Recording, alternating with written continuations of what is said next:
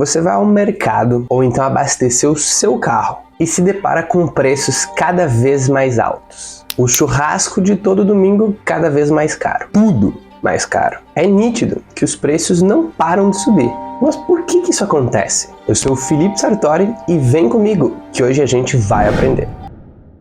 O ano era 2020 e o mundo estava começando a sofrer com a pandemia de Covid. A procura por máscaras, álcool em gel e produtos de higiene pessoal disparou, ao passo que a produção desses itens não conseguiu acompanhar. Afinal, eles não eram utilizados dessa forma antes. O que aconteceu? Os preços desses produtos dispararam. Foram diversas notícias de produtos caríssimos em supermercados e até mesmo farmácias. Até a falta de estoque chegou a acontecer. Esse é apenas um dos inúmeros casos de oferta e demanda que a gente vê na prática. Um assunto muito importante e que pouquíssimas pessoas de fato entendem o que significa. Assunto responsável pela formação de praticamente todos os preços no nosso cotidiano. Comecemos então com o que é a oferta. A oferta consiste basicamente na quantidade de produtos ou serviços disponíveis para quem quiser comprar. A gente pode entender que a oferta é a parte responsável pela venda dos produtos, ou seja, a força vendedora, quem produz. Um exemplo prático seria uma pizzaria. A loja que produz as pizzas e é responsável por vendê-las é a parte vendedora, ou seja, responsável pela oferta desse produto. Já a demanda é a procura por esse produto ou serviço. Simplificando o entendimento, é a força compradora. Voltando para a nossa analogia, são as pessoas que vão até a pizzaria e acabam pedindo uma pizza para consumir.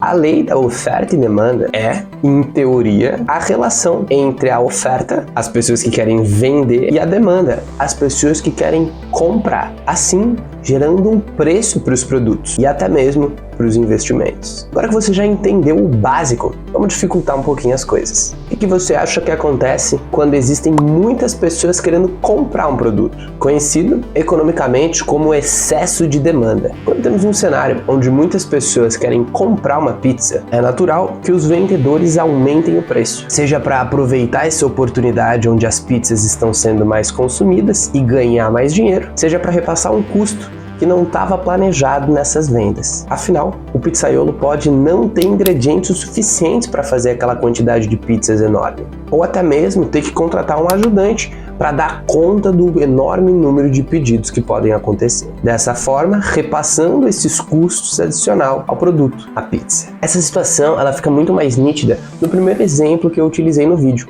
a pandemia de Covid. Quando começou aquela procura enorme por produtos de higiene pessoal, álcool em gel, diversos estabelecimentos não tinham as quantidades necessárias que vinham sendo procuradas pelas pessoas. Assim, tiveram que solicitar para os seus fornecedores quantidades maiores. Fornecedores que, por sua vez, também não tinham mais produtos, porque não estavam acostumados a produzir uma quantidade tão grande, visto que esses produtos não eram consumidos com uma frequência tão alta. E também não faria sentido para os fornecedores produzir mais e deixar em estoque, visto que estoque parado muitas vezes não é dinheiro para a empresa. Assim, os fornecedores tiveram que, às pressas, produzir mais daqueles produtos que vinham sendo demandados, o que exigiu que diversos produtores tivessem que readaptar fábricas, gerando cada vez mais custos que uma hora iriam ser repassados para o consumidor final. Senão, o produtor poderia até mesmo arcar com prejuízos, e a gente sabe que nenhuma empresa a longo prazo consegue se sustentar dando prejuízo. E o que acontece quando a gente tem um cenário onde muitas pessoas querem vender um produto, chamado de excesso de oferta? Um cenário onde existem mais pessoas querendo vender pizzas do que consumir, gera um desequilíbrio. E o reflexo no preço é a queda. Vamos imaginar que a moda do momento seja sushi. Ninguém quer saber de pizza, mas as pizzarias continuaram produzindo pizzas, comprando ingredientes, achando que o sushi não ia impactar as suas vendas. Pensando que de fato as pessoas consumam mais sushi do que pizza e as pizzarias não queiram deixar os ingredientes estragar, afinal, isso seria prejuízo de qualquer forma para elas, vão ter que fazer promoções, vão ter que achar alguma maneira de atrair pessoas para consumir a pizza. E normalmente as promoções são utilizadas. vendas, incentivando a pessoa a consumir o produto novamente. Isso acontece com muita frequência com as roupas de inverno. Após o período frio do ano, as lojas ainda se encontram com um número de roupas para baixas temperaturas, mas as pessoas já não estão mais comprando com tanta frequência, visto que agora começa a fazer calor. O que as lojas podem fazer para não ficar com aquelas roupas até o próximo inverno? Liquidação, ou seja, diminuir o preço para tentar vender. Vale ressaltar que muitas vezes essa relação entre oferta e demanda é cíclica. Deixa que eu te explico melhor. Caso exista um excesso de demanda, ou seja, muitas pessoas querendo comprar um produto, a tendência é que ele vai subir de preço. O preço subindo,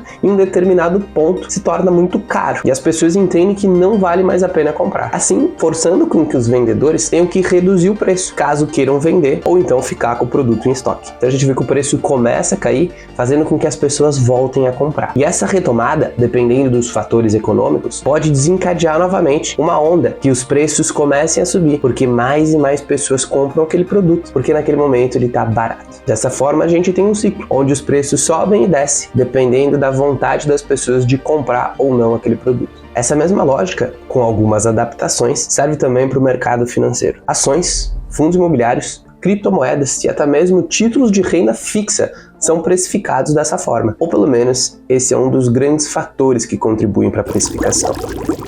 Políticas monetárias. Outro fator que impacta diretamente na lei da oferta e demanda é a maneira com que o governo conduz a economia. Pode parecer um pouco complexo, mas vem comigo que você vai entender. Basicamente, o governo, hoje em dia, controla a quantidade de dinheiro que circula na economia, assim como controla as taxas de juros que serão cobradas em empréstimos. Em resumo, controla ou tenta controlar como que os preços vão subir, ou melhor, como a inflação vai se comportar. Inflação é basicamente um indicador, um número expresso em percentual, que indica, na média, a alta ou a queda do preço dos produtos. Existem diversos indicadores, e no Brasil, o mais utilizado é o IPCA, sigla para Índice de Preço ao Consumidor Amplo.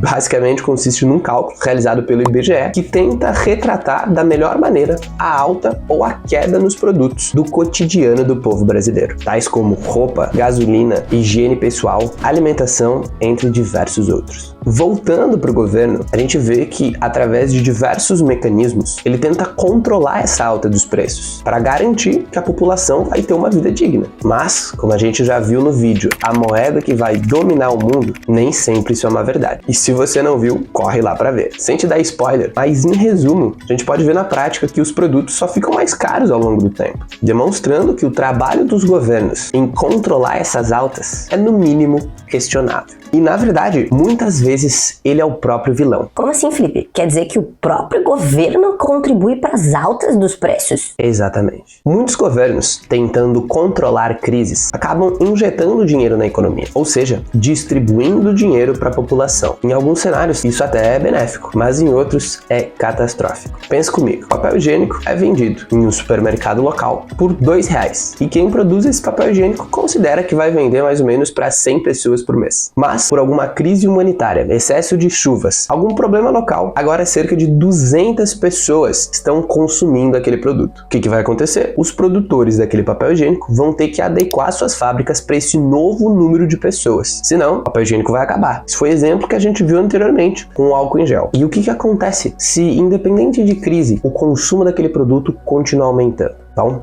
o resultado é o mesmo. Os preços vão continuar subindo. Talvez não na mesma proporção que subiam antes, mas vão continuar subindo. O que é necessário para as pessoas comprar mais desse produto? A resposta é simples: dinheiro. Quanto mais dinheiro as pessoas tiverem, mais elas vão comprar. Por isso que quando o governo decide, através de políticas públicas, distribuir dinheiro para a população, os preços tendem a subir, pelo menos no curto prazo. E como muitas vezes essas políticas são duradouras, os preços acabam subindo por longos períodos de tempo. Não me entenda errado, não tem problema nenhum em distribuir dinheiro para quem de fato precisa. O problema é fazer isso de forma errônea, sem considerar que os preços podem subir devido a essa distribuição de capital. Afinal, vão ter mais pessoas comprando, porque esse dinheiro ele é injetado na economia, muitas vezes diretamente para a população, que acaba repassando, comprando em supermercados, farmácias, lojas. O resultado é que, na tentativa de ajudar, o governo acaba estimulando as pessoas a gastar mais. E esse gasto elevado pode sim contribuir com que os preços subam mais. gerando um ciclo de alta dos preços, que em cenários caóticos pode chegar à hiperinflação, como é o caso da Venezuela hoje em dia, ou até mesmo do Brasil dos anos 90. No Brasil, nos anos 90, a inflação chegou a quase 40% ao mês. Imagina você ir no posto, encher o tanque do seu carro e pagar R$300. Você volta no mês seguinte e ao invés de pagar R$300, você tem que desembolsar 420 para encher o tanque. Absurdo, não é mesmo?